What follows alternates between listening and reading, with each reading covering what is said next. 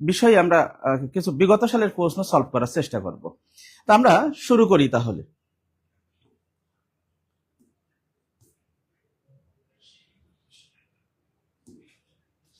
আমরা দেখি সমাজসেবা অধিদপ্তরের ইউনিয়ন সমাজকর্মী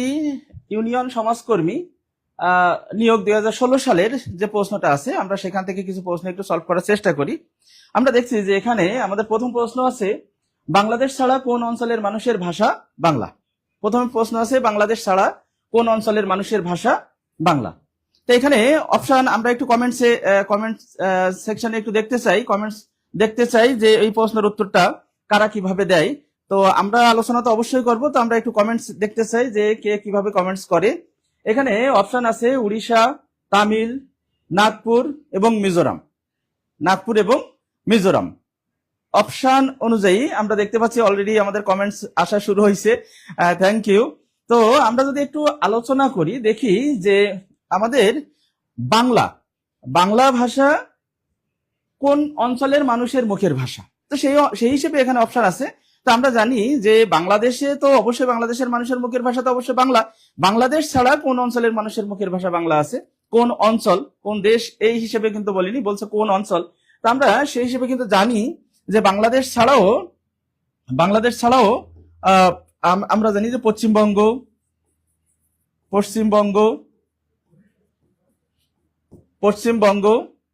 ত্রিপুরা,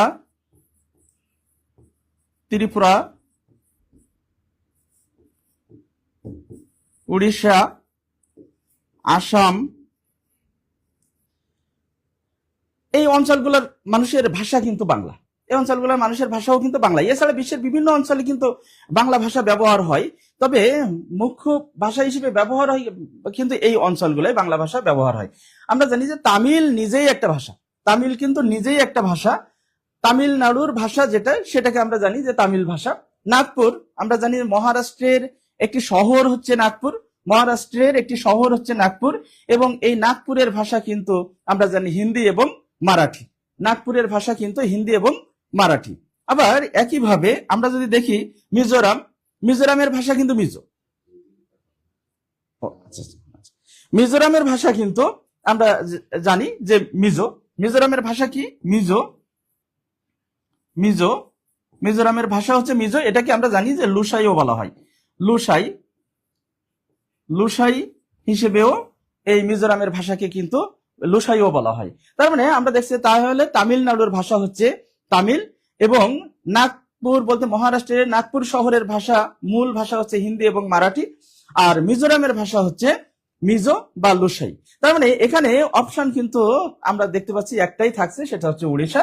আর আমরা কিন্তু এখানে বাংলা কোন অঞ্চলের ভাষা, বাংলাদেশ ব্যতীত কোন অঞ্চলে বাংলা ভাষাটা বেশি ব্যবহার হয়, আমরা পশ্চিমবঙ্গ, ত্রিপুরা, উড়িষ্যা, আসাম আমরা কিন্তু এটা দেখতে পাচ্ছি। তো সেই ক্ষেত্রে এখানে কিন্তু উড়িষ্যা। আমরা জানি যে বাংলা এবং আসাম বা অসমিয়া, বাংলা ও অসমিয়া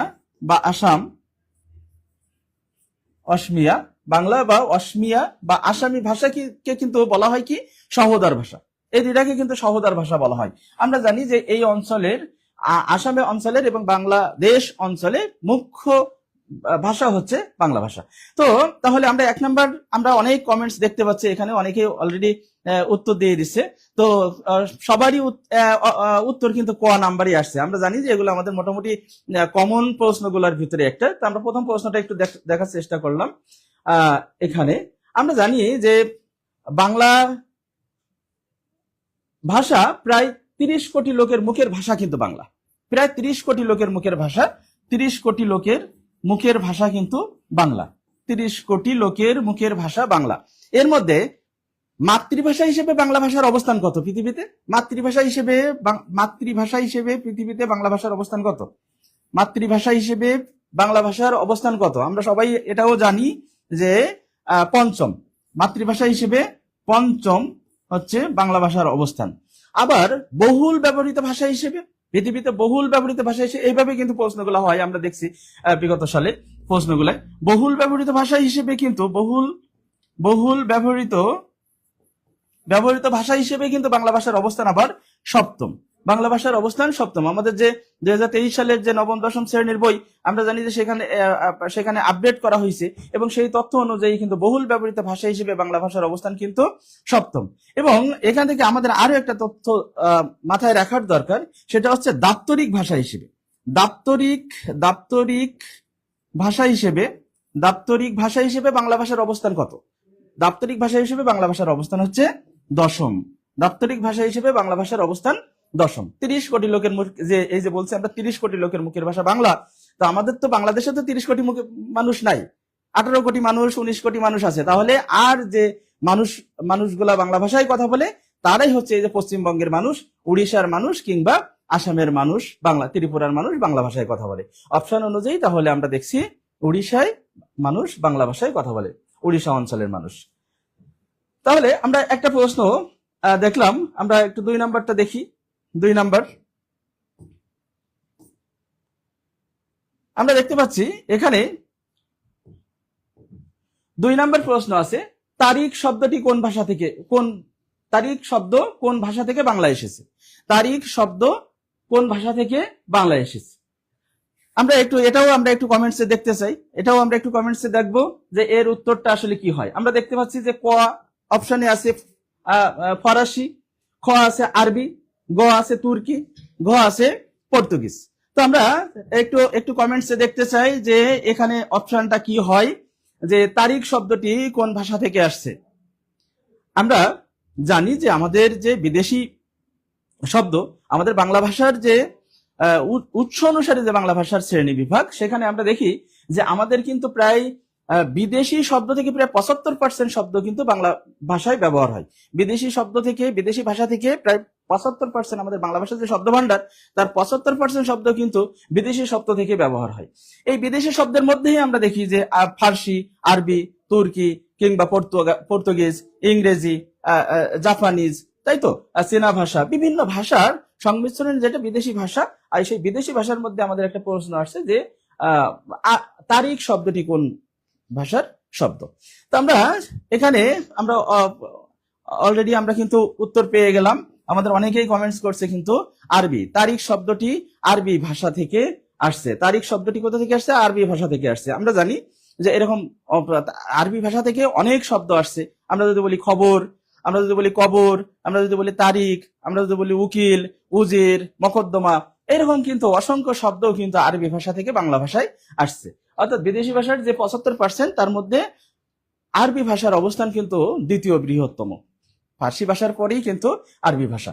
আমরা এখানে এই প্রশ্নটা আজকে আমরা ডিটেলস আলোচনা করব না, আমরা পরের প্রশ্ন যাব। ঠিক একই স্টাইলের আরেকটি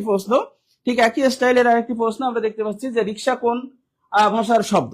রিক্সা কোন ভাষার শব্দ? এই প্রশ্নটা কিন্তু শুধু এই ইউনিয়ন সমাজকর্মী পরীক্ষায় নয়, এই শব্দটি কিন্তু, এই প্রশ্নটি কিন্তু আমরা একাধিক পরীক্ষায় কিন্তু আমরা দেখি, একাধিক পরীক্ষায় কিন্তু এই প্রশ্নটা আসছে। তো আমরা একটু কমেন্টসে দেখি যে এর উত্তরটা কি হয়, যে রিক্সা কোন ভাষার শব্দ। আশা করি এটা সবাই পারবে, এত কমন প্রশ্ন যে এটা আশা করি যে সবাই পারবে। আমরা জানি যে জাপানিজ শব্দ আছে, কিছু স্পেশাল জাপানিজ শব্দ আছে। আমরা জানি যে যেমন হারিকিরি,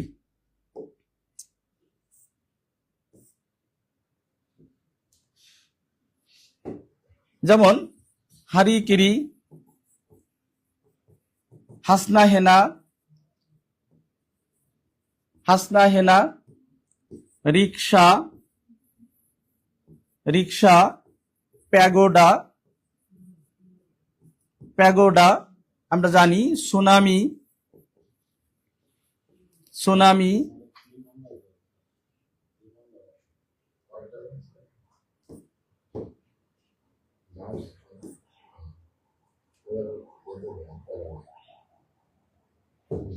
হ্যাঁ সরি আমরা ভিন্ন জায়গায় একটু লিখে ফেলছিলাম, তাহলে আমি অলরেডি লিখছি, আমাদের অনেকেই কিন্তু দেখছে যে আমরা জানি যে বাংলা ভাষায় জাপানিজ শব্দ কিন্তু অসংখ্য জাপানিজ শব্দ আছে।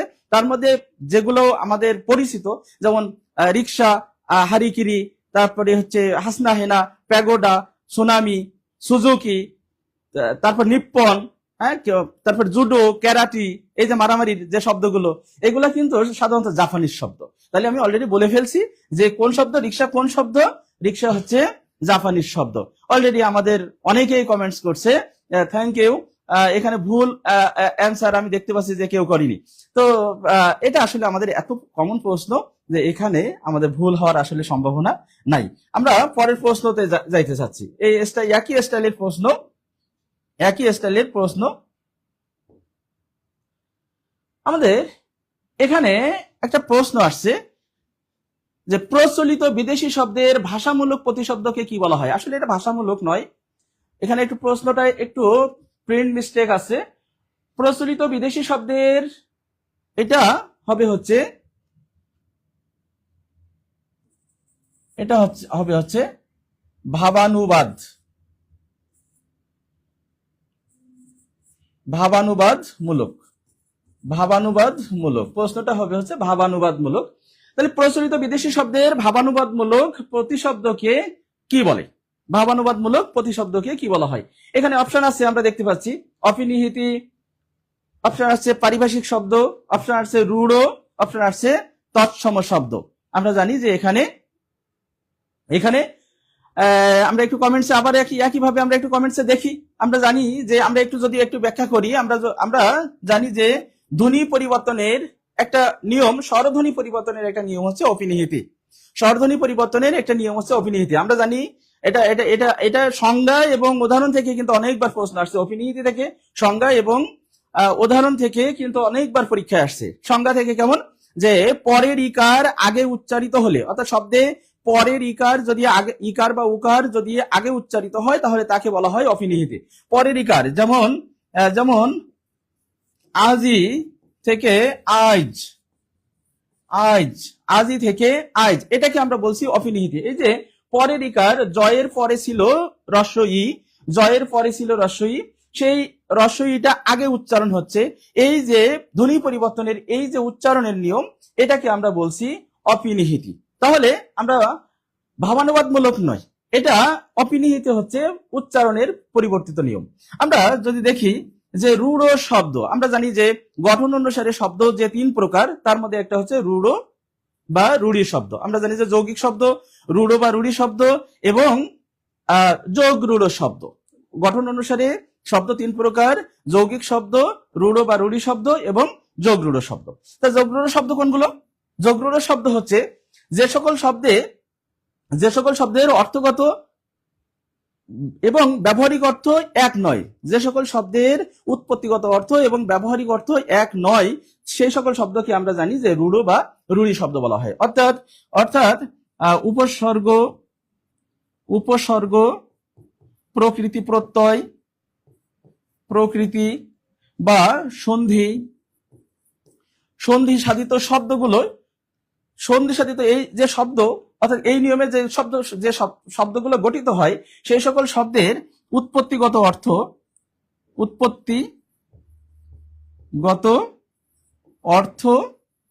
ও ব্যবহারিক অর্থ এক না হলে সেই সকল শব্দগুলোকে বলা হয় রূঢ় বা রূঢ়ি শব্দ। যেমন আমরা উদাহরণ জানি, যেমন হস্তি, যেমন হস্তি শব্দটির উৎপত্তি কিভাবে? আমরা জানি যে হস্ত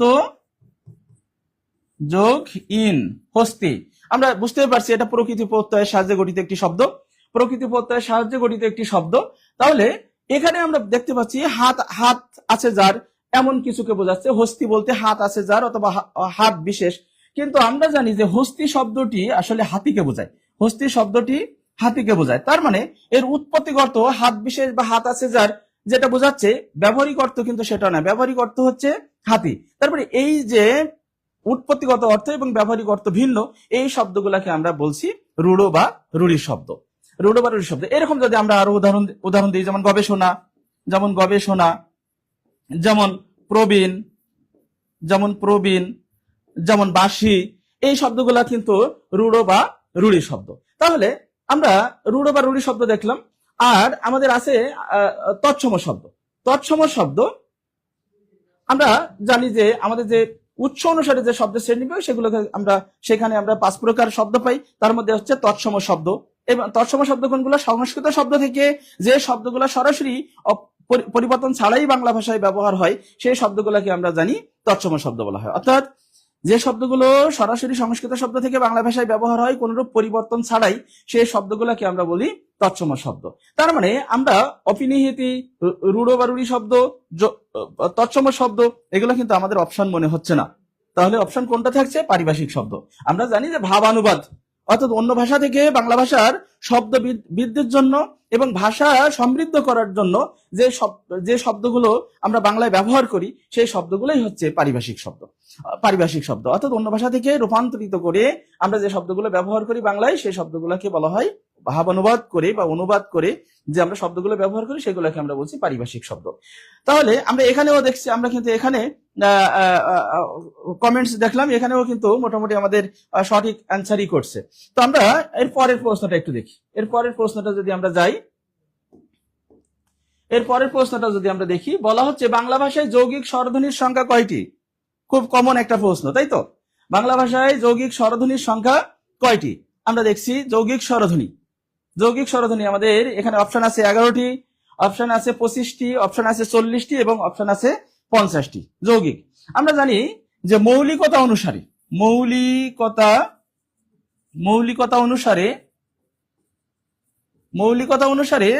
স্বরধ্বনি কত প্রকার? মৌলিকতা অনুসারে স্বরধ্বনি কত প্রকার? মৌলিকতা অনুসারে স্বরধ্বনি 2 প্রকার। মৌলিকতা অনুসারে স্বরধ্বনি 2 প্রকার। কি কি সেটা? একটা হচ্ছে মৌলিক স্বরধ্বনি, মৌলিক স্বর, আরেকটা হচ্ছে যৌগিক স্বর। মৌলিক স্বরধ্বনি আরেকটা হচ্ছে যৌগিক স্বরধ্বনি। যৌগিক স্বর, মৌলিক স্বর এবং আরেকটা হচ্ছে যৌগিক স্বর।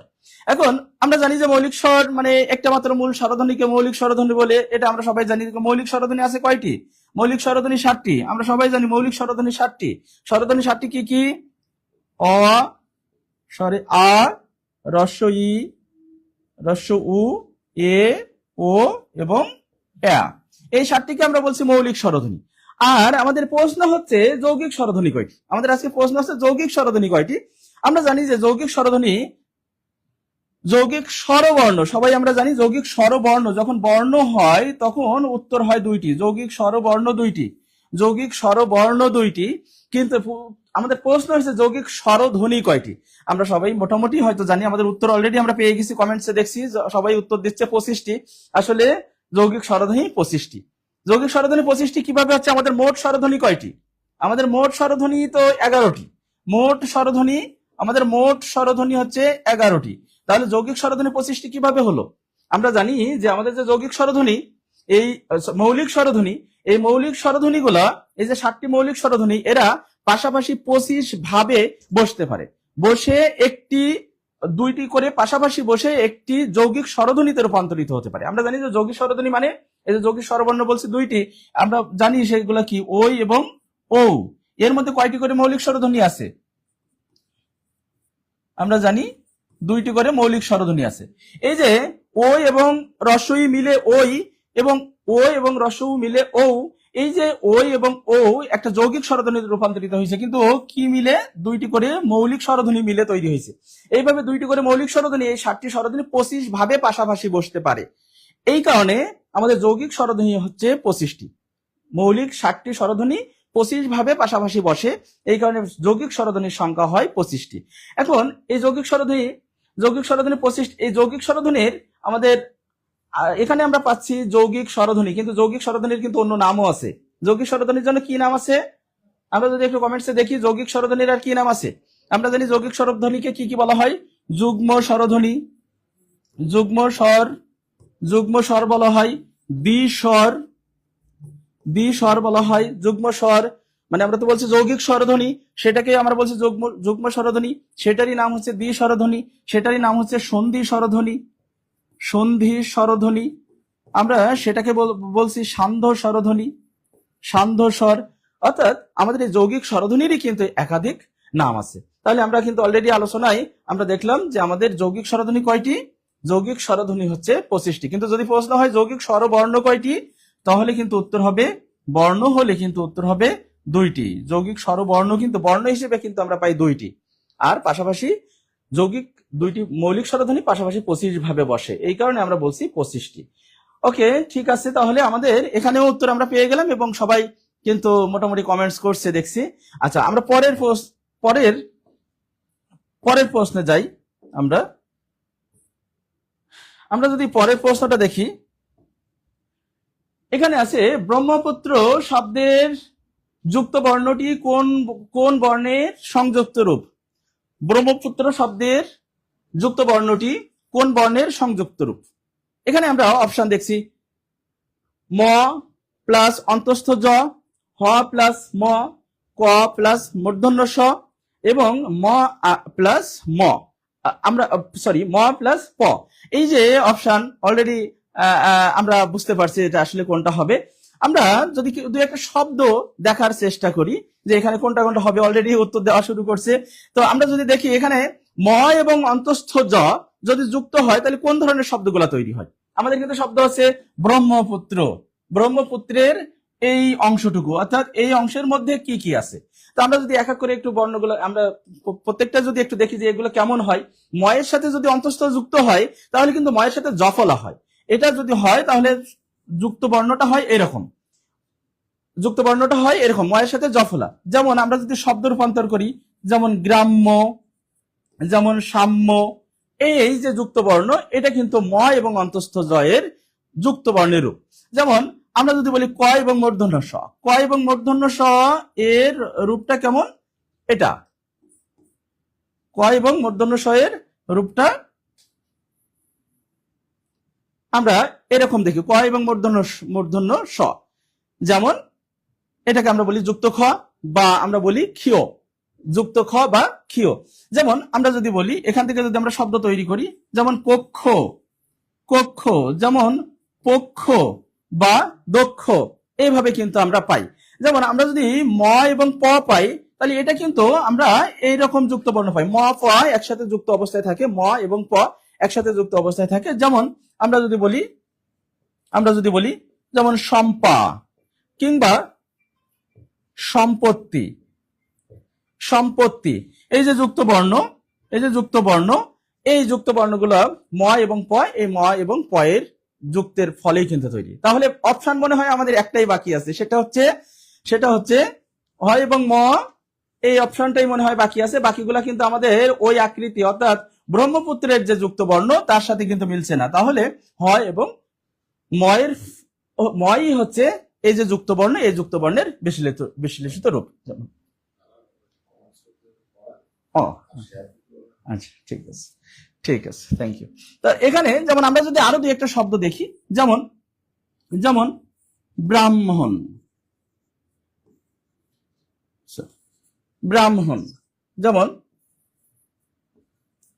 যেমন ব্রহ্মা, একই ব্রহ্মপুত্রের যে যুক্ত বর্ণ সেই যুক্ত বর্ণ দিয়েই কিন্তু ব্রাহ্মণ এবং ব্রহ্মপুত্র শব্দগুলো তৈরি হয়।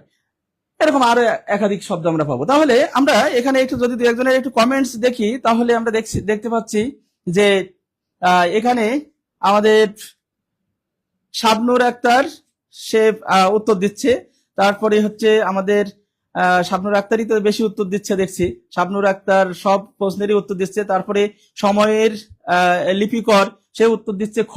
হ্যাঁ, আমরা সঠিক উত্তর পাচ্ছি। ঠিক আছে, থ্যাংক ইউ। আমাদের এখানে কিন্তু আসলে আমাদের মোটামুটি সব কমন প্রশ্ন, এই কারণে আমরা এটা আমাদের জাস্ট একবার একটা রিভিশন হয়ে যাচ্ছে আর কি। তো আমরা চাই যে আপনারা একটু আমাদের এই প্রশ্ন, আমাদের এই ক্লাসটা একটু শেয়ার করেন, বেশি বেশি শেয়ার করেন, যদি তাতে আপনাদেরও উপকার হবে আশা করা যায়। তো ঠিক আছে, আমরা পরের প্রশ্নটায় যাই একটু।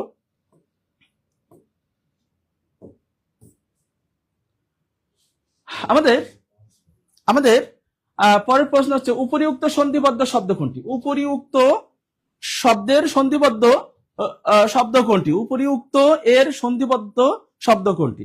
আমরা এখানে অপশন পাচ্ছি উপরিউক্ত, উপর্যপরি, উপর্যুক্ত এবং উপরুক্ত। এখানে আমি একটু কমেন্টস দেখতে চাই আর কি। এই প্রশ্নের উত্তর আমি একটু কমেন্টসে দেখতে চাই, আমি একটু পড়বো যে কেউ উত্তর দিচ্ছে কিনা। আমরা একটু একটু আলোচনা করি, তার মধ্যে আপনারা কমেন্টস করেন উপরিউক্ত শব্দের সন্ধিবদ্ধ রূপ কোনটা। এখানে কিন্তু প্রশ্নটার ভিতরে একটু জটিলতা আছে, বলছে যে উপরিউক্ত শব্দের সন্ধিবদ্ধ রূপ। আবার এই উপরিউক্তই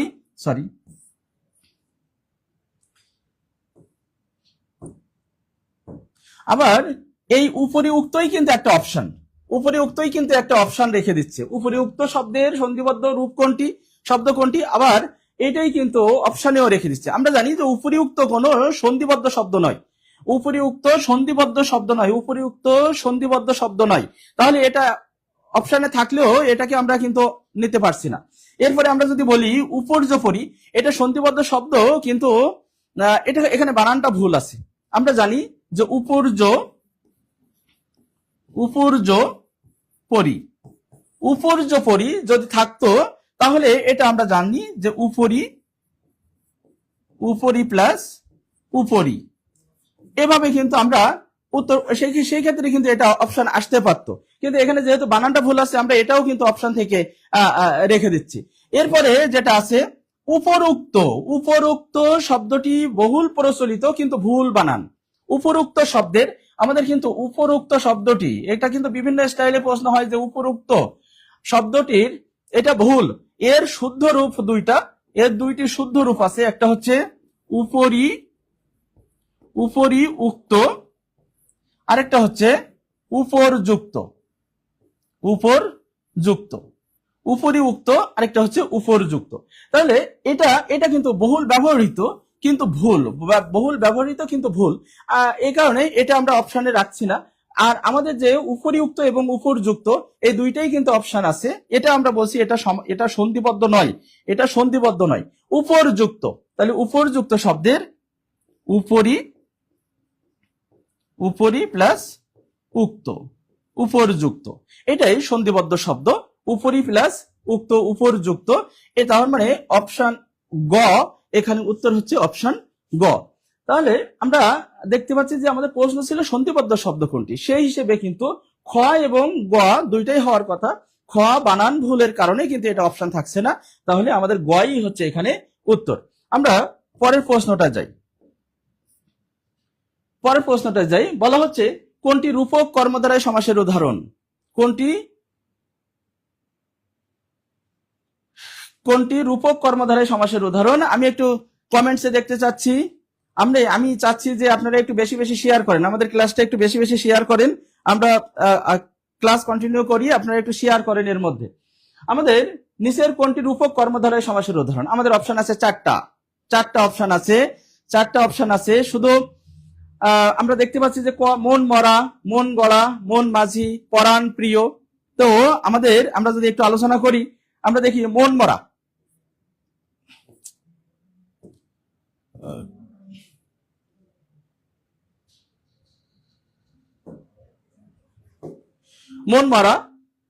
মন মরা শব্দের ব্যাস বাক্য কি হয়, মন মরা শব্দের ব্যাস বাক্য মনে মরা, মনে মরা, মন মরা। এটা কোন সমাস, মনে মরা। আমরা জানি যে এ বিভক্তি আছে, তাহলে এ বিভক্তি, যদি এই বিভক্তি আমাদের মূল শব্দে কি পাচ্ছে, লোপ পাচ্ছে, তাহলে এটা আমরা জানি যে এ হচ্ছে সপ্তমী রূপ এবং এটা হচ্ছে সপ্তমী তৎপুরুষ সমাস, সপ্তমী তৎপুরুষ সমাস। মনে মরা, মন মরা, এটা হচ্ছে সপ্তমী তৎপুরুষ সমাস। এবং এখানে কিন্তু আমরা কিছু প্রচলিত বইয়ে কিন্তু আরো একটা অপশন পাই, এখানে মন মরা যার, আমরা কিন্তু আরেকটা পাই মন মরা যার, মন মরা যার। এটা তখন কিন্তু এটা হয়ে যায় বহুব্রীহি সমাস, বহুব্রীহি সমাস, এবং আমরা জানি যে সেটা হচ্ছে ব্যাধিকরণ বহুব্রীহি সমাস, ব্যাধিকরণ বহুব্রীহি সমাস।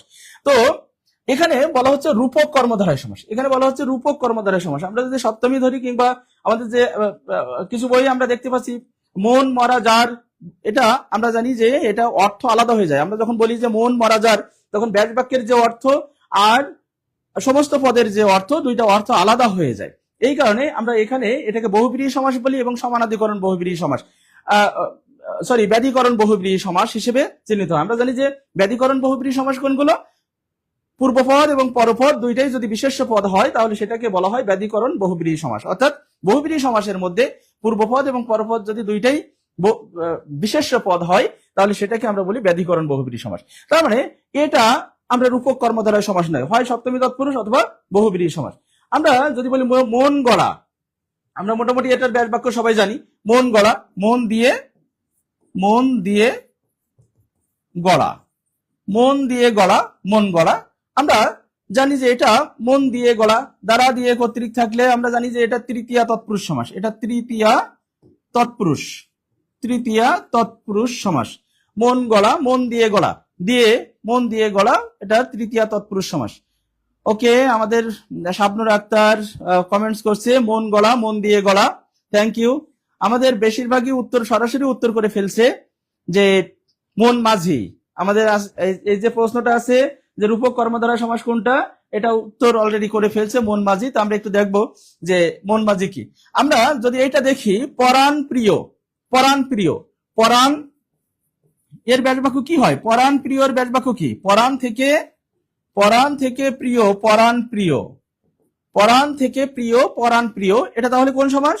থেকে, হতে থেকে চেয়ে, এটা কোন সমাস হয়? হতে থেকে চেয়ে থাকলে আমরা জানি যে এটা পঞ্চমী তৎপুরুষ সমাস হয়, পঞ্চমী তৎপুরুষ। তার মানে ক, খ এবং গ এখানে উত্তর হওয়ার সুযোগ নাই। তার মানে আপনারা যে উত্তরটা দিচ্ছেন, সবাই যেটা উত্তর দিচ্ছেন সেটাই।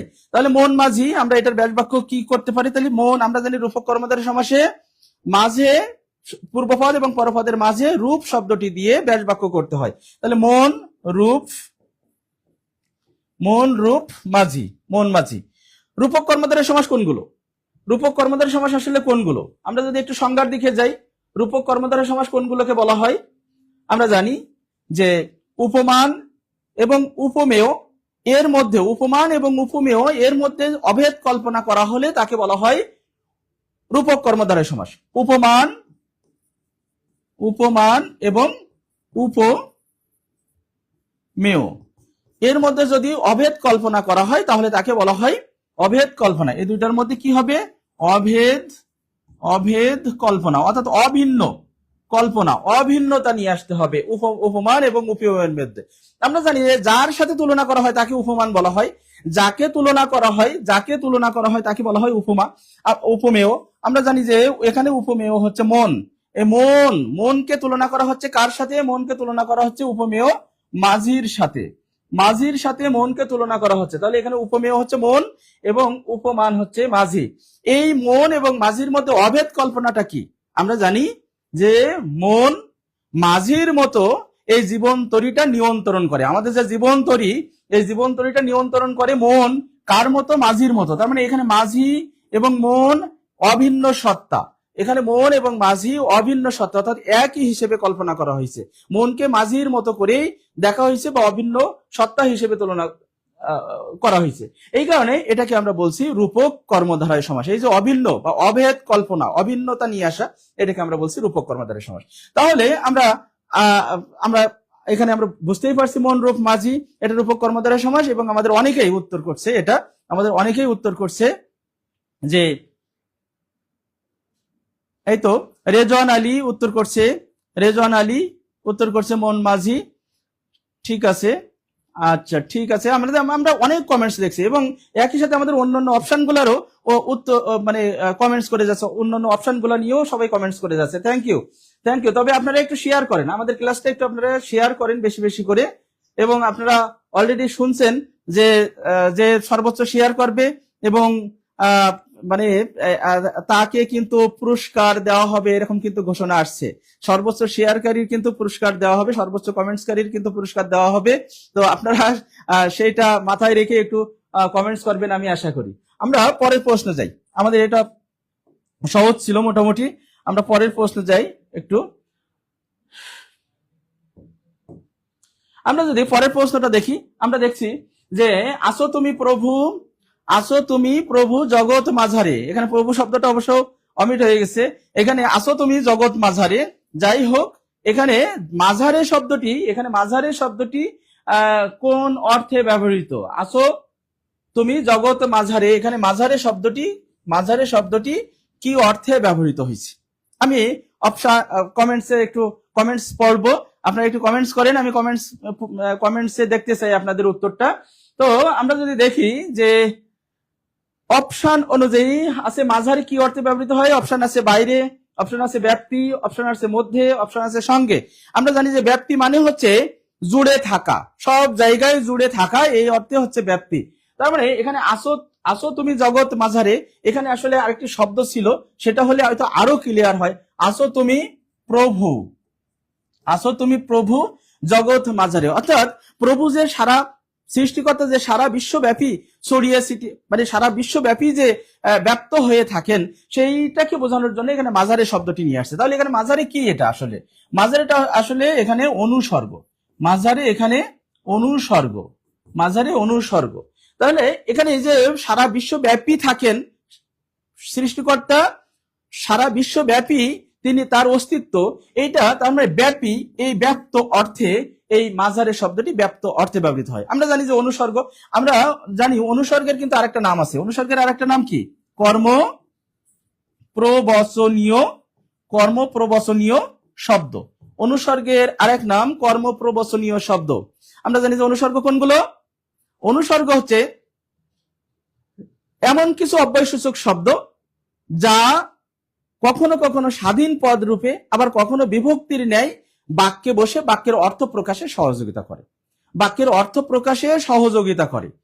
কখনো কখনো স্বাধীন পদ রূপে, কখনো বিভক্তির ন্যায় বাক্যে ব্যবহার হয়। এখানে স্বাধীন পদ হিসেবে, মাঝারে শব্দটি স্বাধীন পদ হিসেবে বাক্যে ব্যবহৃত হয়েছে এবং এই বাক্যে অর্থ প্রকাশে সহযোগিতা করছে, এই কারণে আমরা এটাকে বলছি অনুসর্গ। তাহলে অনুসর্গ, মাঝারে অনুসর্গটি ব্যাপ্তি অর্থে ব্যবহৃত হয়েছে, অন্যগুলার সাথে আসলে এখানে যায় না, আমরা সহজেই বুঝতে পারছি। এই তো আমাদের আসমা শামীম উত্তর দিছে ব্যাপ্তি মানে জুড়ে থাকা। ওকে, থ্যাংক ইউ। না, মধ্যে হবে না, মধ্যে হবে না। মৃত্তিকা মিত্তি কমেন্টস করছে মধ্যে, এটা আসলে মধ্যে না, এখানে প্রভু শব্দটি বা যার কথাই বলা হচ্ছে সে আসলে জগৎ জুড়ে থাকে, সারা জায়গা জুড়ে বিস্তৃত থাকে, এইটাকে বোঝানো হচ্ছে, অর্থাৎ ব্যাপ্তি অর্থে। তো আমাদের সবাই মোটামুটি ব্যাপ্তি অ্যান্সারটা করছে। তো ঠিক আছে, থ্যাংক ইউ। আমরা পরের প্রশ্নে যাচ্ছি, আমাদের পরের প্রশ্ন আছে বিশ্বজনের হিতকর এক কথায় কি হবে? বিশ্বজনের হিতকর আমরা কমেন্টসে দেখব যে বিশ্বজনের হিতকর এক কথায় কি হয়। আমরা বুঝতেই পারছি আমাদের একটাই হয়তো অপশন হওয়ার মতো আছে, সেটা কি?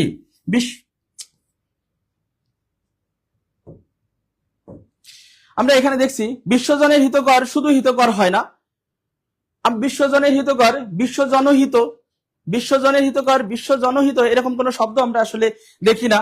আমাদের এখানে যেটা বিশ্বজনের হিতকর, বিশ্বজনক এরকম শব্দ আসলে এই শব্দটার সাথে মিলে না। বিশ্বজনের হিতকর মানে বিশ্বের হিতকর মানে কল্যাণকর, অর্থাৎ বিশ্বের সকলের জন্য কল্যাণকর, এমন বিষয়টাকে বলা হয় বিশ্বজনীন,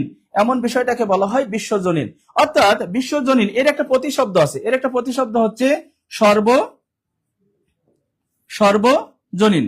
সর্বজনীন। এই সর্বজনীন শব্দটি, বিশ্বজনীনের প্রতিশব্দ হচ্ছে সর্বজনীন। এখন এই সর্বজনীনের সাথে কিন্তু আরেকটি শব্দ আছে, আমাদের সার্বজনীন এবং সর্বজনীন। আমাদের যদিও এগুলো বানান শুদ্ধির বিষয়, বানান প্রয়োগ অপপ্রয়োগের বিষয় অথবা বানান শুদ্ধির বিষয়, তবু আমরা একটু এই সুযোগে একটু জেনে নেওয়ার চেষ্টা করি। বিশ্বজনীন মানে বিশ্বজনের সকলের জন্য হিতকর, বিশ্বের সকলের জন্য হিতকর, এমন বিষয়টাকে আমরা বলছি বিশ্বজনীন বা বিশ্বজনের হিতকর। তো তারই প্রতিশব্দ আমরা বলছি সর্বজনীন। আর সার্বজনীন কিন্তু এক নয়, শব্দ দুইটি কিন্তু আলাদা। সর্বজনীন মানে তার মানে দাঁড়াচ্ছে, সর্বজনীন মানে হচ্ছে সকলের জন্য যা কল্যাণকর, তাকে আমরা বলছি সর্বজনীন। তাহলে সার্বজনীন মানে কি? সার্বজনীনের কিন্তু একটা আলাদা অর্থ আছে। সার্বজনীন মানে হচ্ছে সকলের মধ্যে যে শ্রেষ্ঠ, সকলের মধ্যে শ্রেষ্ঠ, বা আমরা বলতে পারি প্রবীণ,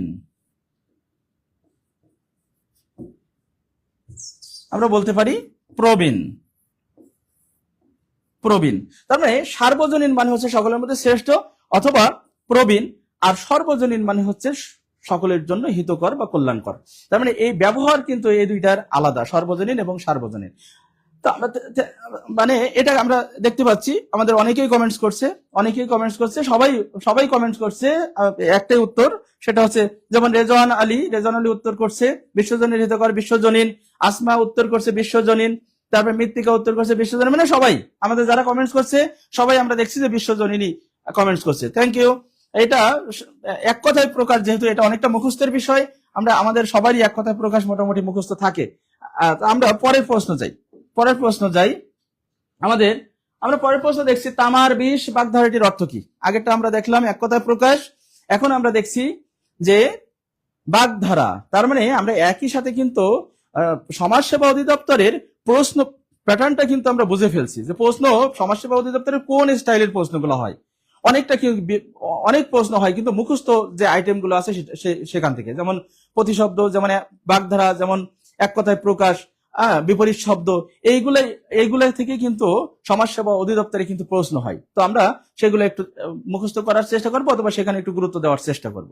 আমরা প্রশ্নটা হচ্ছে তামার বিষ বাগধারাটির অর্থ কি। আমি একটু কমেন্টসে দেখবো এবং আমি সেগুলো কিন্তু পড়ার চেষ্টা করব, আপনারা একটু কমেন্টস করেন। এবং আমি আবারও বলছি, আপনারা একটু শেয়ার করার চেষ্টা করেন, তাহলে আমাদের ক্লাসটা আসলে আপনাদের কতটুকু উপকার হচ্ছে তাতে আমরা বুঝতে পারবো। আপনারা শেয়ার করলে আমাদের এই ক্লাসটা সার্থক হবে আর কি। তো আমরা দেখছি তামার বিষ বাগধারাটির অর্থ কি। তামার বিষ বাগধারাটির অর্থ, এখানে আছে ক্ষণস্থায়ী বস্তু, এখানে আছে অর্থের কুপ্রভাব, এখানে আছে তীব্র জ্বালা, এখানে আছে অসম্ভব বস্তু। আমরা তামার বিষ কথাটির অর্থ আসলে বোঝায় অর্থের কুপ্রভাব, মানে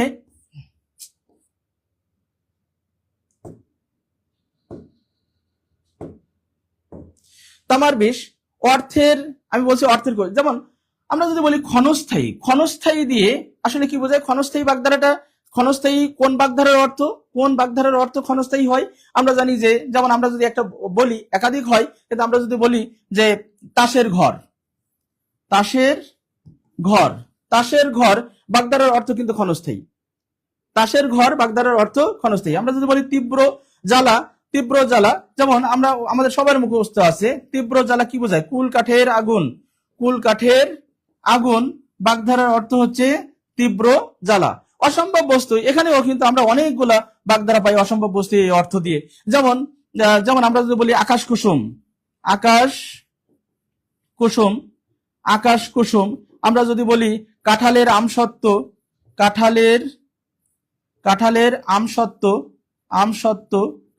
আমসত্ত্ব, আমরা যদি বলি ব্যাঙের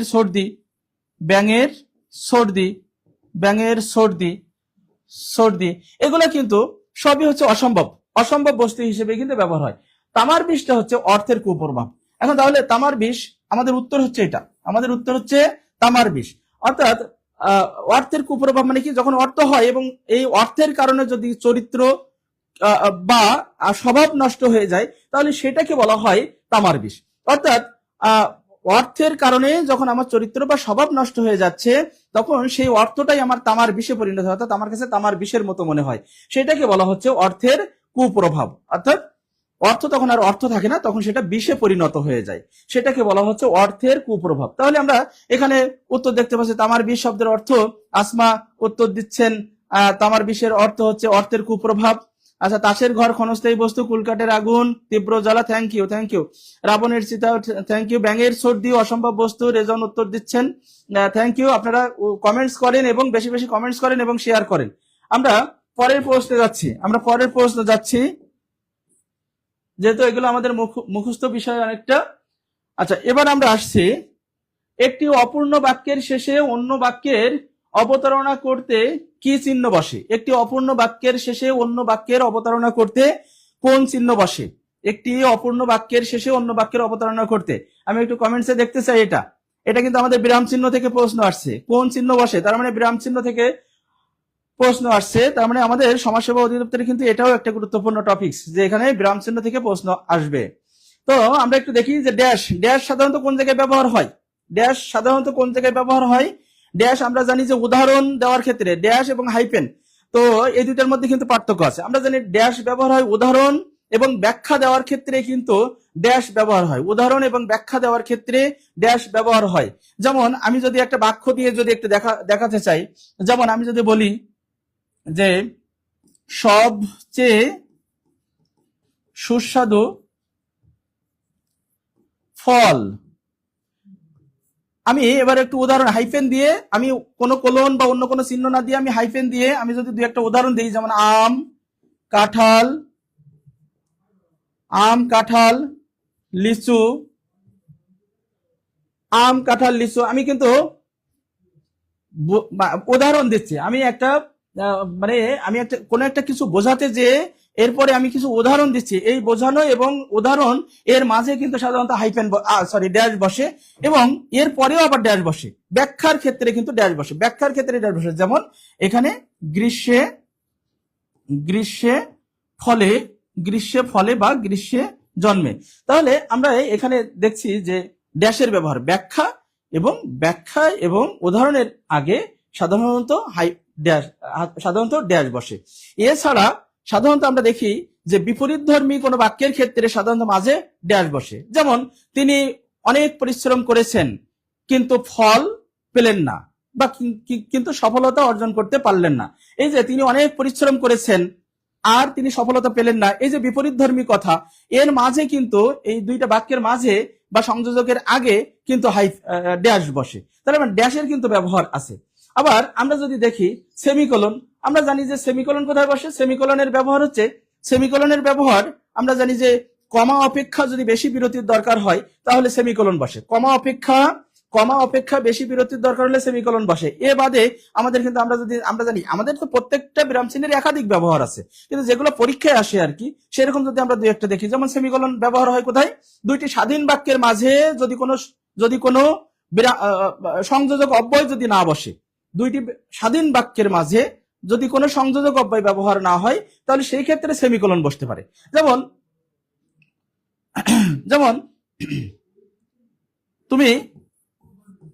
তুমি পরিশ্রম করেছো। আমরা সাধারণত বলি কি, তুমি পরিশ্রম করেছো এবং সফলতা অর্জন করেছো এবং সফল হয়েছো। তো আমি এখানে এবংটা যদি না ব্যবহার করি তাহলে কিন্তু সেক্ষেত্রে কি ব্যবহার হবে? সেমিকোলন ব্যবহার হবে। সফল হয়েছো, তুমি পরিশ্রম করেছো, সফল হয়েছো।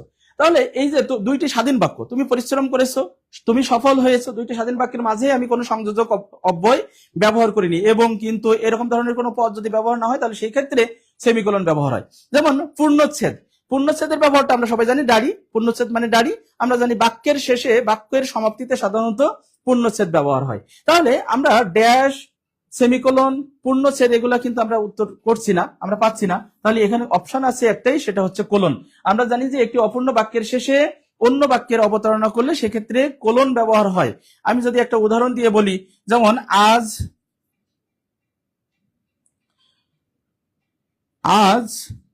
মিটিং হলো, আগামী 20 তারিখে নির্বাচন। আজ মিটিং হলো অথবা আজ সিদ্ধান্ত হলো আগামী 20 তারিখে নির্বাচন। একটা অপূর্ণ বাক্য, আমি শুধু বলছি আজ সিদ্ধান্ত হলো। কি সিদ্ধান্ত হলো? এখানে কিন্তু একটা অপূর্ণতা থেকে যাচ্ছে। আজ সিদ্ধান্ত হলো অথবা আজ মিটিং হলো। এবার এখানে কোলন বসে পরের বাক্যটা, অর্থাৎ পরের বাক্যটার অবতারণা হবে এখানে। অর্থাৎ আগামী 20 তারিখে যে নির্বাচন হবে তার আগের যে অপূর্ণ অংশ, এই অপূর্ণ অংশের পরে সাধারণত কোলন বসে। তার মানে একটি অপূর্ণ বাক্যের পরে কোলন বসে পরের বাক্যের অবতারণা হয়। তাহলে আমরা দেখতে পাচ্ছি এখানে অপশন আসলে কোলন, এখানে অপশন কোলন। আমরা পরের প্রশ্নে যাব।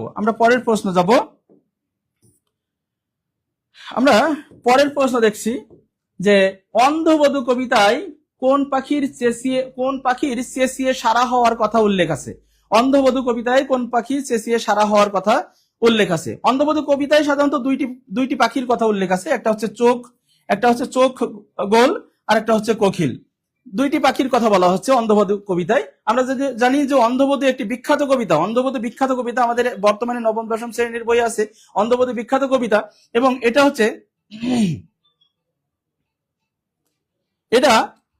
অন্ধবধূ কবিতায় আমি বলছি যে দুইটি পাখির কথা বলা হচ্ছে। এখানে পাখির চেঁচানোর কথা বলা হচ্ছে আমাদের চোখ গোল পাখির কথা, এবং কোকিলের এখানে সুরের কথা বলা হচ্ছে। কোকিল কিন্তু এখানে চেল্লাচ্ছে না। আমাদের এটা বিখ্যাত কবিতা। আমরা একটু পরের প্রশ্নে যাচ্ছি। আমরা এখানে আসি আমরা একটু। যেমন এখানে বলছে বন্যেরা বনে সুন্দর, শিশুরা মাতৃকোলে। এটি কি? বলা হচ্ছে অপশন আছে, এখানে অপশন আছে প্রবাদ, অপশন আছে ডাকের বচন, অপশন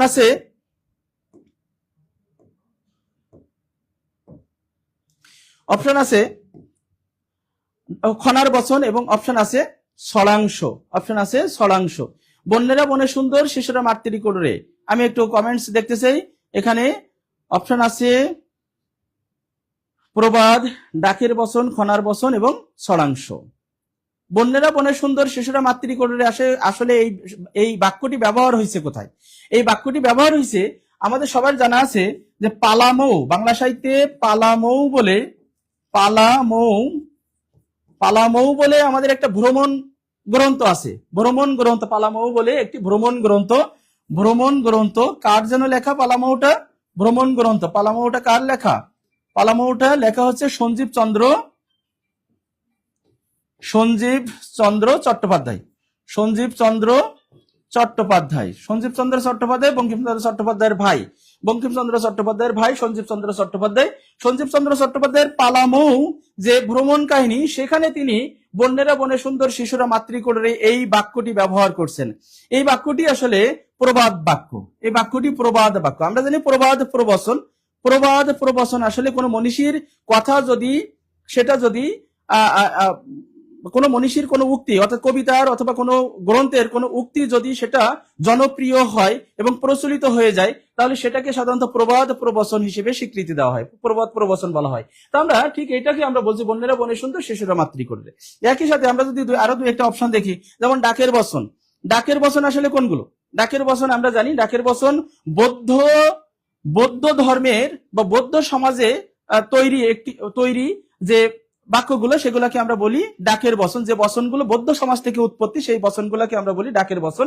এগুলো সাধারণত জ্যোতিষ শাস্ত্র এবং মানব চরিত্র সম্পর্কিত। জ্যোতিষ এবং মানব চরিত্র, জ্যোতিষ এইভাবে কিন্তু পরীক্ষায় হয়, জ্যোতিষ এবং মানব চরিত্র সম্পর্কে যেগুলো আলোচনা, যে বচনগুলো তৈরি হয়, সেগুলোকে বলা হয় ডাকের বচন। তাহলে ডাকের বচন কোন সমাজ থেকে তৈরি? বৌদ্ধ সমাজ থেকে ডাকের বচন তৈরি। এবং একইভাবে খনার বচন আমরা জানি যে কৃষি এবং আবহাওয়া সম্পর্কিত যে বচনগুলো আছে, কৃষি এবং আবহাওয়া সম্পর্কিত যে বচন, যে বচনগুলো আছে, সেই বচনগুলোকে আমরা বলি খনার বচন। ছড়াংশ মানে ছড়ার অংশ। তাই এটা ছড়ার অংশ নয়, এটা আমরা জানি যে পালামৌ গ্রন্থের একটি বিখ্যাত বাণী, এবং এটাকে আমরা বলছি, যেহেতু বিখ্যাত বাণী প্রচলিত, এই কারণে এটাকে আমরা বলছি প্রবাদ। তাহলে বন্যেরা বনে সুন্দর, শিশুরা মাতৃ কোটরে, এটা একটা প্রবাদ। Thank you. আমরা পরেরটাই যাচ্ছি একটু, আমরা পরের প্রশ্নে চলে যাই। আমাদের মোটামুটি সবাই অ্যান্সার করছে। এই তো আমাদের এখানে বাংলা সাহিত্যের প্রথম ভ্রমণ কাহিনী। Thank you. সঞ্জীব চন্দ্র চট্টোপাধ্যায়ের পালামৌ বাংলা সাহিত্যের প্রথম ভ্রমণ কাহিনী। আচ্ছা, সবাই উত্তর করছে ক, অর্থাৎ প্রবাদ প্রবচন। আমরা পরের প্রশ্নে যাই।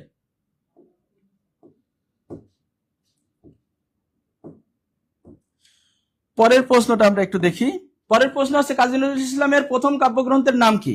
কাজী নজরুল ইসলামের প্রথম কাব্যগ্রন্থের নাম কি? আমরা দেখতে পাচ্ছি এখানে অগ্নিবীণা, বিষের বাসী, ছায়ানট এবং চক্রবাক। অপশনে আমরা দেখেই বুঝতে পারছি এটা সবার কমন পড়ে গেছে এবং এটা খুবই সহজ, আমরা বুঝতে পারছি।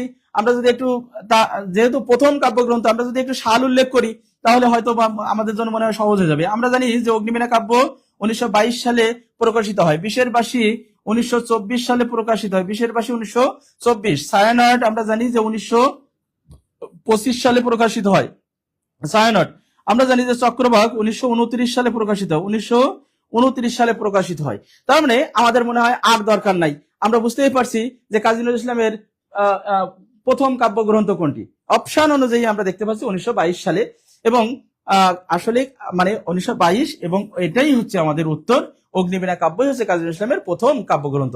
এবং এই কাব্যগ্রন্থের মধ্যে কি কি, মানে আমরা জানি যে আমাদের কাজী নজরুল ইসলামের যে বিখ্যাত কবিতাগুলো আছে, বিখ্যাত কবিতার বেশিরভাগ কবিতাই কিন্তু আমাদের এই অগ্নিবীণা কাব্যের অন্তর্ভুক্ত। যেমন বিদ্রোহী কবিতা, যেমন প্রলয় উল্লাস কবিতা, এই কবিতাগুলো কিন্তু আমরা জানি যে অগ্নিবীণা কাব্যের অন্তর্ভুক্ত।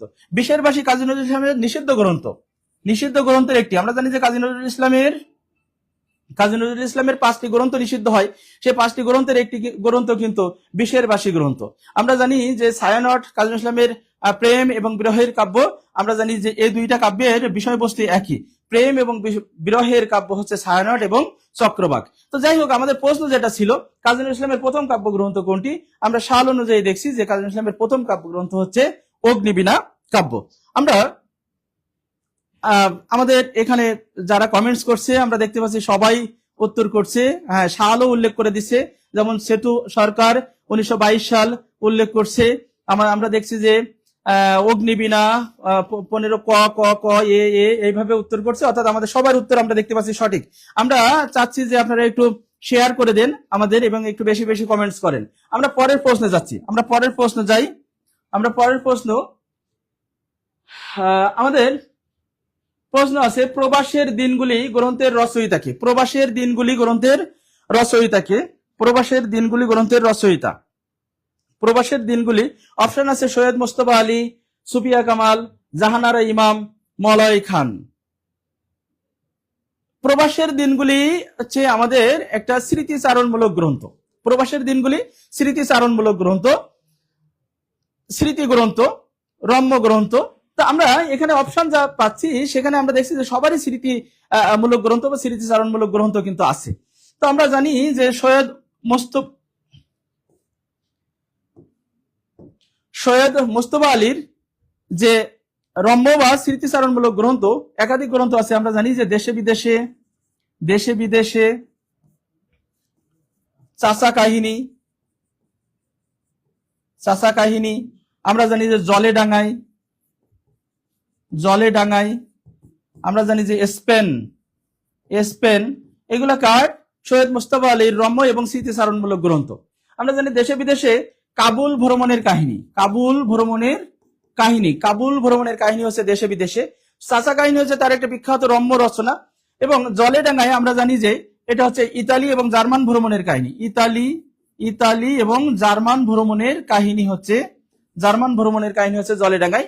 আর এখানে আমরা নাম দেখে বুঝতে পারছি স্পেন ভ্রমণের কাহিনী হচ্ছে তার গ্রন্থের নাম হচ্ছে স্পেন, সৈয়দ মুস্তফা আলীর যে স্মৃতিচারণমূলক গ্রন্থ। আমরা যদি দেখি সুফিয়া কামালের এরকম ডায়েরি জাতীয় বা স্মৃতিচারণমূলক গ্রন্থ কোনটা আছে, আমরা সবাই জানি তার একটা বিখ্যাত গ্রন্থ আছে, আমরা জানি যে কি সেটা 71-এর ডায়েরি, সুফিয়া কামালের 71-এর ডায়েরি। এ বাদে কিন্তু তার আরেকটি স্মৃতিচারণমূলক গ্রন্থ আছে, আমাদের সবাই হয়তো জানার কথা, সোভিয়েত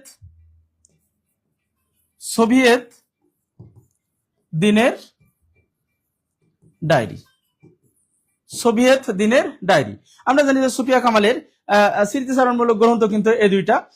এরপরে আমরা যদি দেখি যে জাহানারা ইমামেরও কিন্তু স্মৃতিচারণমূলক গ্রন্থ আছে এবং একটা বিখ্যাত গ্রন্থ আমরা সবাই জানি, সেটা আমাদের সবারই পড়া আছে কম বেশি। আমরা জানি যে 71-এর দিনগুলি আমরা জানি যে মুক্তিযুদ্ধের যে স্মৃতি তার উপরে ভিত্তি করে লেখা, কিন্তু লেখা হয় 1884 সালে, প্রকাশিত হয় 1984 সালে, প্রকাশিত হয় 1984 সালে। এবং তার আরেকটা বিখ্যাত স্মৃতিচারণমূলক গ্রন্থ হচ্ছে প্রবাসের দিনগুলি বা প্রবাসের দিনলিপি।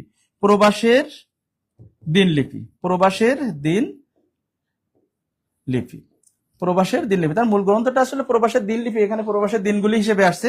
তো এখানে আমরা জানি যে সেটা 1989 সালে সেই গ্রন্থটা প্রকাশিত হয়। তার মানে এটা ছিল আসলে আমেরিকার জাহানারা ইমামের যে আমেরিকার স্মৃতি উপরে ভিত্তি করে তিনি লিখছেন প্রবাসের দিনলিপি। তো আমরা দেখতে পাচ্ছি তাহলে আমাদের উত্তর অনুযায়ী প্রশ্ন অনুযায়ী এবং অপশন অনুযায়ী আমরা এখানে দেখতে পাচ্ছি জাহানারা ইমামই হচ্ছে আমাদের এই প্রশ্নের উত্তর। আর মলয় খানকে আসলে আমরা সাহিত্যিক হিসেবে এখানে পাই না, আমাদের এখানে অতিরিক্ত একটা অপশন হচ্ছে মলয় খান। আমরা আলোচনার ভিত্তিতে আমরা দেখতে পাচ্ছি যে আসলে সেটা উত্তর হবে হচ্ছে গ, জাহানারা ইমাম। 71-এর দিনগুলি, হ্যাঁ আমাদের এই তো উত্তর করছে, অনেকেই উত্তর করছে জলে ডাঙায়, থ্যাংক ইউ। সেতু সরকার জলে ডাঙায়, 71-এর ডায়েরি, সুফিয়া কামালের, ওকে থ্যাংক ইউ। জাহানারা ইমাম, ঠিক আছে। নাইমা ইসলাম কমেন্টস করছে জাহানারা ইমাম, হ্যাঁ আমাদের আজকের এই প্রশ্নের উত্তর হচ্ছে গ, জাহানারা ইমাম। আমরা পরের প্রশ্নে যাচ্ছি, আমাদের পরের প্রশ্নে আমরা দেখছি যে ভানু সিংহ কার ছদ্মনাম? ভানু সিংহ কার ছদ্মনাম? ভানু সিংহ কার ছদ্মনাম? এখানে অপশন আছে, এটাও আমাদের খুব কমন প্রশ্ন। ভানু সিংহ কার ছদ্মনাম? এখানে আছে রবীন্দ্রনাথ ঠাকুর, প্রমোদ চৌধুরী, শরৎচন্দ্র, গোলাম মোস্তফা। আমরা যদি দেখি যে ভানু সিংহ কার ছদ্মনাম, এটা আমাদের খুব কমন প্রশ্ন, একেবারে কমন প্রশ্ন, সবারই কমন প্রশ্ন। আমরা বুঝতেই পারছি যে আমাদের উত্তর হবে হচ্ছে রবীন্দ্রনাথ ঠাকুর। রবীন্দ্রনাথ ঠাকুর তার কোন গ্রন্থে ভানু সিংহ ছদ্মনামটা ব্যবহার করছেন? ভানু সিংহ ঠাকুরের পদাবলী। আমরা জানি যে রবীন্দ্রনাথ ঠাকুর ভানু সিংহ ঠাকুরের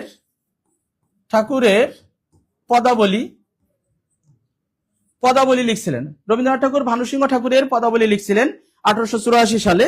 1884 সালে রবীন্দ্রনাথ ঠাকুর ভানু সিংহ ঠাকুরের পদাবলী লিখলেন এবং সেখানে তিনি ভানু সিংহ ছদ্মনাম ব্যবহার করছেন। এখন এই ভানু সিংহ ঠাকুরের পদাবলী আসলে কি?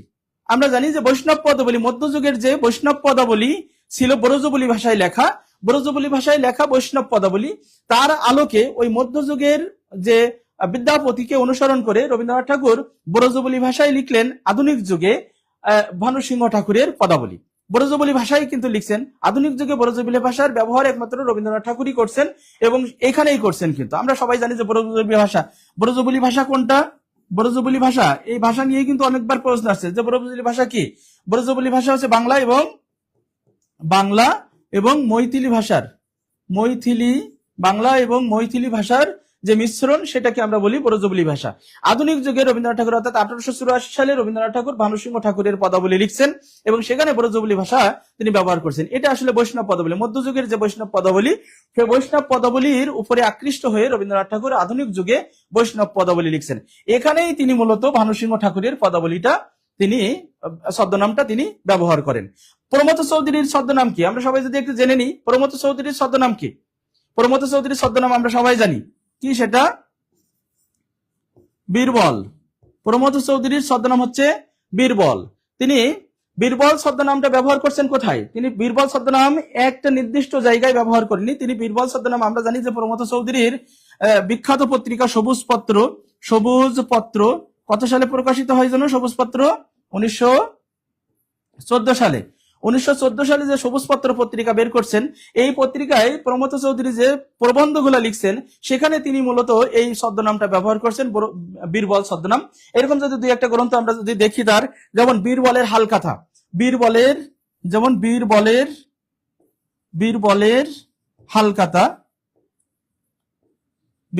হালখাতা, আমরা যদি আরো গ্রন্থ দেখি, বীরবলের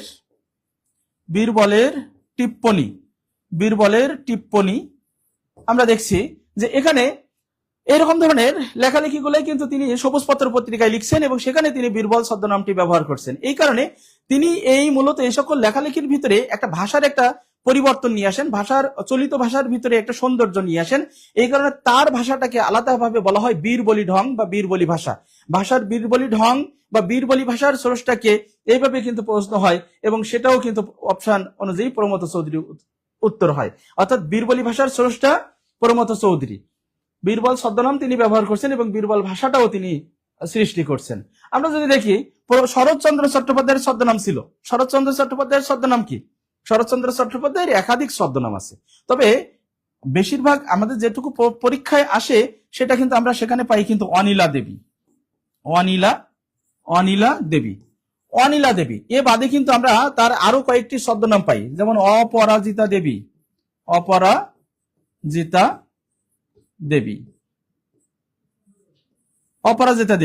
যেমন অনুরূপা দেবী,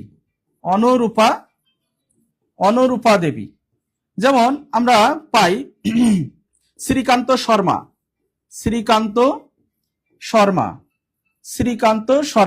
যেমন আমরা শ্রী চট্টোপাধ্যায়, এগুলা কিন্তু সবই শরৎচন্দ্র চট্টোপাধ্যায়ের ছদ্মনাম।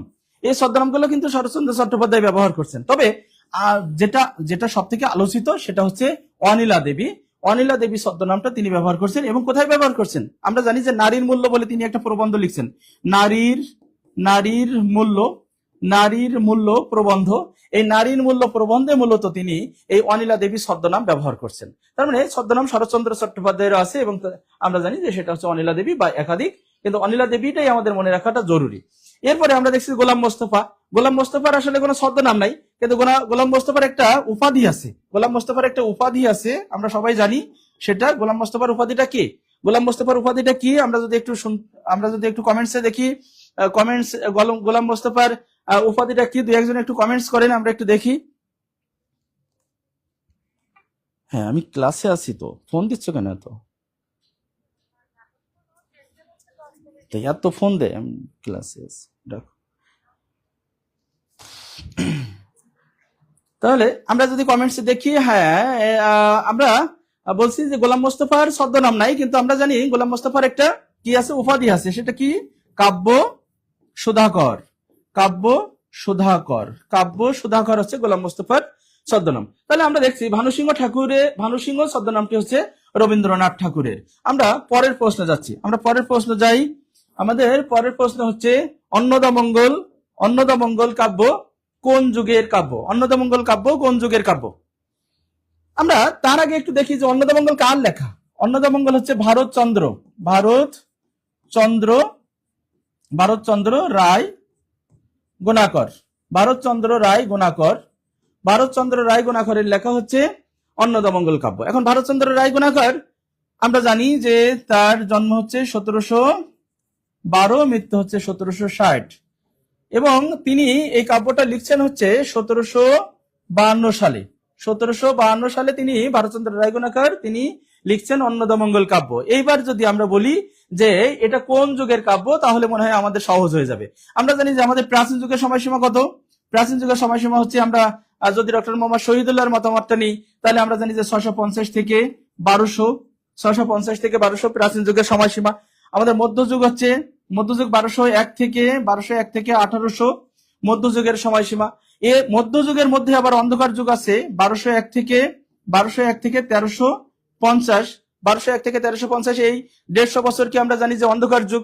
এবং আধুনিক যুগ হচ্ছে 1801 থেকে বর্তমান, বা এরও আবার শ্রেণী বিভাগ আছে, আমরা জানি সবাই।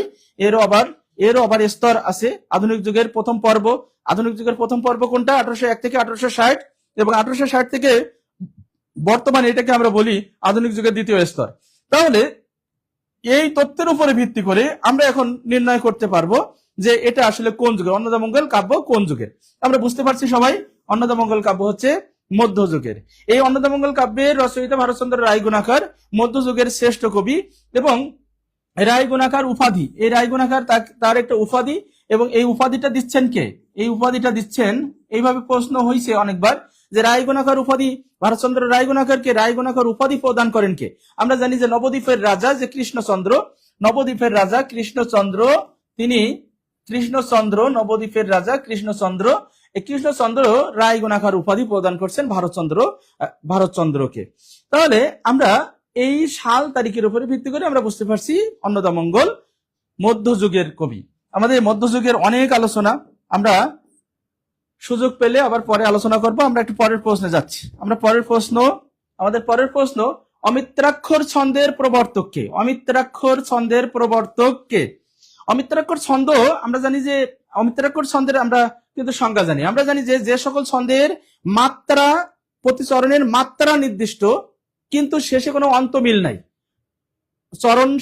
চরণের শেষে কোনো মিল নাই, এবং এক বাক্যের ভাব আর এক বাক্যে প্রবাহিত হয়, এই ছন্দকে আমরা সাধারণত অমিত্রাক্ষর ছন্দ বলি। আমি আরেকবার বলি, অর্থাৎ মাত্রা নির্দিষ্ট থাকে, প্রতি চরণে মাত্রা নির্দিষ্ট, কিন্তু অন্তমিল নাই,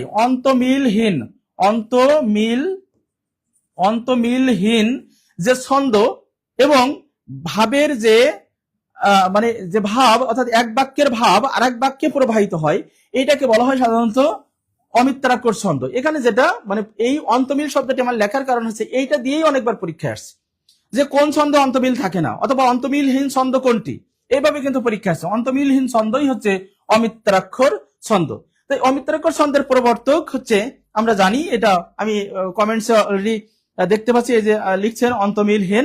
আচ্ছা, ঠিক আছে, এটা আমরা জানি যে মাইকেল মধুসূদন দত্তই হচ্ছে অমিত্রাক্ষর ছন্দের প্রবর্তক।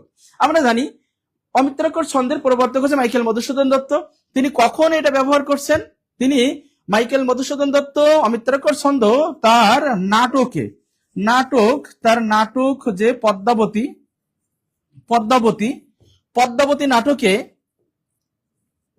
পদ্মাবতী নাটকে প্রথম এই ছন্দ ব্যবহার করেন। পদ্মাবতী নাটকে প্রথম অন্তমিলহীন ছন্দ বা অমিত্রাক্ষর ছন্দ তিনি ব্যবহার করছেন পদ্মাবতী নাটকে, এবং তিনি এই ছন্দের সার্থক ব্যবহার করছেন তার প্রথম কাব্য তিলোত্তমা সম্ভব কাব্য।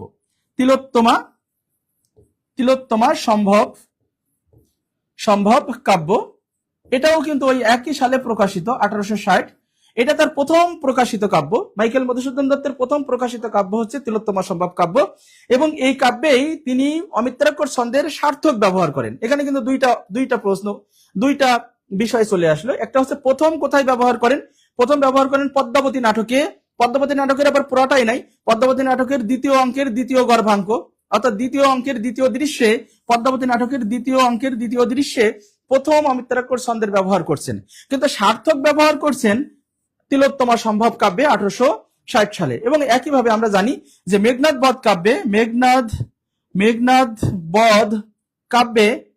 বধ কাব্যেও কিন্তু তিনি এই অমিত্রাক্ষর ছন্দ ব্যবহার করেন। মেঘনাদ বধ কাব্য কত সালে? মেঘনাদ বধ কাব্য হচ্ছে 1861 সালে মেঘনাদ বধ কাব্য প্রকাশিত হচ্ছে, এবং সেখানেও তিনি অমিত্রাক্ষর ছন্দ ব্যবহার করছেন।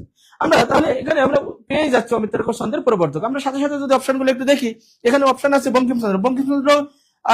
বঙ্কিমচন্দ্র সাহিত্যের কোন শাখার জনক? আমরা জানি সবাই বঙ্কিমচন্দ্র সাহিত্যের উপন্যাসের জনক। বঙ্কিমচন্দ্র সার্থক উপন্যাসের জনক হচ্ছে বঙ্কিমচন্দ্র। রবীন্দ্রনাথ ঠাকুর ছোট গল্পের জনক, ছোট গল্পের জনক বা প্রবর্তক, ছোট গল্পের জনক। বিহারীলাল, আমরা জানি বিহারীলাল হচ্ছে গীতি কবিতার জনক। বিহারীলাল গীতি কবিতার জনক হচ্ছে বিহারীলাল। তার মানে অমিত্রাক্ষর ছন্দের জনক বা প্রবর্তক মাইকেল, উপন্যাসের জনক সার্থক উপন্যাসের জনক বঙ্কিম, ছোট গল্পের জনক হচ্ছে রবীন্দ্রনাথ ঠাকুর, এবং বিহারীলাল হচ্ছে গীতি কবিতার জনক। Thank you. আমরা পরের প্রশ্ন যাচ্ছি। পরের প্রশ্ন যাই আমরা একটু, এবং সম্ভবত আমাদের আজকের শেষ প্রশ্ন। আমরা দেখতে পাচ্ছি যে সন্ধি থেকে একটা প্রশ্ন আসছে। তার মানে আমাদের সমাজসেবা অধিদপ্তরে আমরা দেখছি যে বেশিরভাগই কিন্তু ব্যাকরণ আইটেম থেকে প্রশ্ন আসছে, এবং ব্যাকরণ আইটেম কিন্তু আমাদের মোটামুটি সব আইটেম থেকেই কিন্তু প্রশ্ন আসছে। আমরা ঘুরে ফিরে দেখছি যে মুখস্থ কিছু টপিকস আছে, এবং এ বাদে আমাদের ব্যাকরণের যে মূল যে টপিকস গুলা আমরা দেখছি যে ধ্বনিবর্ণ, সন্ধি, তারপরে ধ্বনি পরিবর্তন, এই টপিকস গুলা থেকে কিন্তু প্রশ্ন আসছে। তো সন্ধি থেকে প্রশ্ন আসছে যে যদ্যপি এর সন্ধি বিচ্ছেদ কি? সন্ধি বিচ্ছেদ কি? আমরা এখানে অপশন দেখছি যদি প্লাস পি, আমরা অপশন দেখছি যদি প্লাস ওপি, আমরা অপশন দেখছি যদি দীর্ঘইকার, যদি প্লাস অপি, এবং যদ্দা প্লাস অপি। আমাদের সন্ধির একটা নিয়ম আছে, স্বরসন্ধির, বিশেষ করে স্বরসন্ধির একটা নিয়ম আছে যে প্রথম ধ্বনির শেষে যদি হ্রস্বইকার থাকে এবং পরে যদি অ, আ বা অন্য স্বর থাকে, অন্য স্বরধ্বনি থাকে, তাহলে উভয় মিলে জ ফলা হয়। স্বরসন্ধির একটি নিয়ম যে আদ্যধ্বনির শেষে যদি, প্রথম শব্দের শেষে যদি হ্রস্বইকার থাকে এবং শেষ শব্দের শুরুতে যদি অ, আ বা অন্য যে কোনো স্বরধ্বনি থাকে, তাহলে উভয় মিলে জ ফলা হয়। তো আমরা এখানে যদি অপশন দেখি, তাহলে আমাদের কাছে এই যে প্রথম যেটা খ নাম্বার যে অপশনটা আছে, আমরা দেখতে পাচ্ছি যে ওখানে যদির হ্রস্বই আছে এবং পরে আছে অ, এই অনুযায়ী জ ফলা তৈরি হয়। তো আমরা এখানে যদ্যপি এই শব্দের কিন্তু অপশন অনুযায়ী কিন্তু এখানে উত্তর হয় হচ্ছে, নিয়ম অনুযায়ী কিন্তু উত্তর হয় হচ্ছে খ অপশন। এরকম যদি আমরা আরো দুই একটা উদাহরণ যদি একটু খেয়াল করি, যেমন ইতি যোগ আদি, এই যে জফলা তৈরি হচ্ছে, জফলা। যেমন প্রতি যোগ এক, প্রত্যেক, এই যে জফলা, এই জফলা